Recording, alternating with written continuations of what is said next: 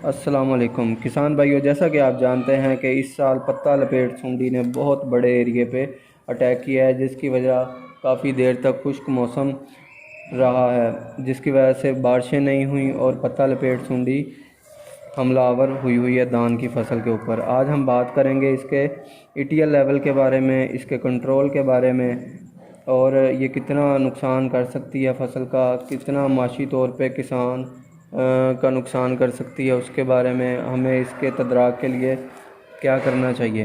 तो ये जो इन्फॉर्मेशन आपके साथ शेयर मैं करने लगा हूँ, ये इंटरनेशनल राइस रिसर्च इंस्टीट्यूट, ये वर्ल्ड की एक ऑर्गेनाइजेशन है, ये उनकी तरफ से ये इन्फॉर्मेशन है कि ये इसका हमला, पहली तो बात यह है कि इसका हमला होता किन जगहों पे है और इसका हमला क्यों होता है।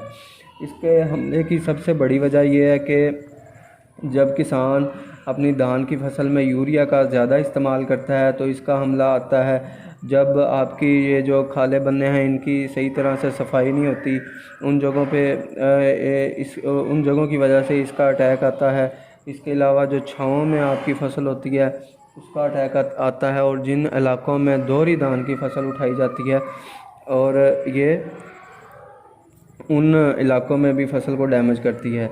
तो इसके हम परवाने की बात करें तो इसका जो परवाना होता है वो त्रिकोण की शक्ल का होता है, उसके ऊपर एक काली सी बारीक सी लाइनें मौजूद होती हैं।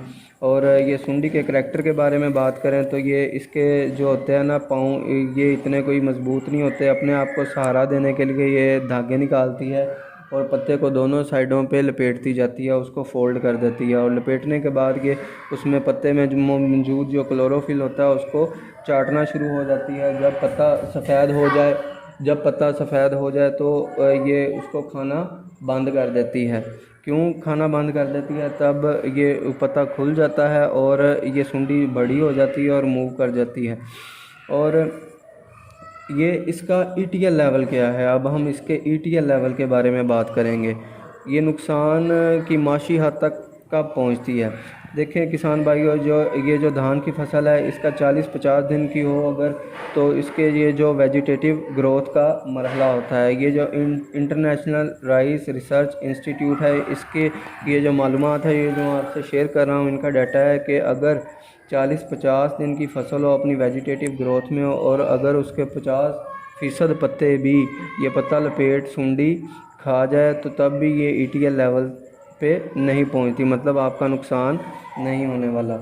तो इसका नुकसान शुरू कब होता है? जब आपका 40 से 50 दिन का ये जो टाइम पीरियड है वेजिटेटिव ग्रोथ का ये गुजरेगा, इसके बाद इसका जो फ्लैग लीफ है ये निकलेगा। अगर ये आपकी पत्ता लपेट सुंडी आपके फ्लैग लीफ पे अटैक करती है, उसको 50% तक डैमेज कर देती है, उसको फ्लैग लीफ को, और उसके नीचे 2 पत्ते होते हैं फ्लैग लीफ के, उन पत्तों को ये डैमेज करती है 50% तक, तो आपको घबराने की ज़रूरत अब पेश आ जाएगी। क्योंकि ये झंडे पत्ते पर जब अटैक करती है तो ये पैदावार में कमी का बायस बनती है।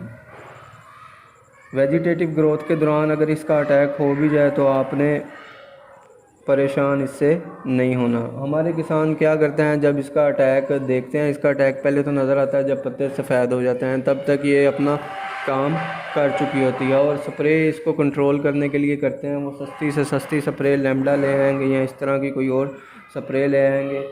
ये जो लैम्बडा की स्प्रे है, इसके करने से ये जो प्लांट का बायोलॉजिकल सिस्टम है ये डिस्टर्ब हो जाता है, उसमें जो कोई दोस्त कीड़े मौजूद हैं वो आपके मर जाएंगे। उसकी बायोलॉजिकल सिस्टम डिस्टर्ब होने की वजह से, दोस्त कीड़ों के मरने की वजह से आप मज़ीद अपनी मुश्किलात में इजाफ़ा कर रहे हैं कि आने वाले टाइम में इस पर हापर का अटैक हो सकता है, इस पर तेले का अटैक हो सकता है। इसका अब केमिकल कंट्रोल क्या है, इसको हम कंट्रोल कैसे कर सकते हैं?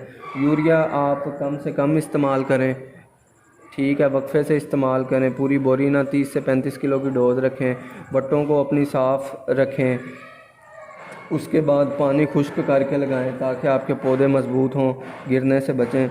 और अगर आपको ज़्यादा ही इससे डर लग रहा है तो इसका केमिकल कंट्रोल भी मैं आपको बता देता हूँ। इसके केमिकल कंट्रोल के लिए आप एमामेक्टन यूज़ कर सकते हैं 75 ग्राम WDG फार्मूलेशन में, या एमामेक्टन लिक्विड जो प्रोक्रेम के नाम से आता है शायद, वो आप यूज़ कर सकते हैं। वो आप 200 से 250 ml फ़ी एकड़ आप इस्तेमाल कर सकते हैं। अगर आपको पत्ता लपेट सूंडी से ज़्यादा मसला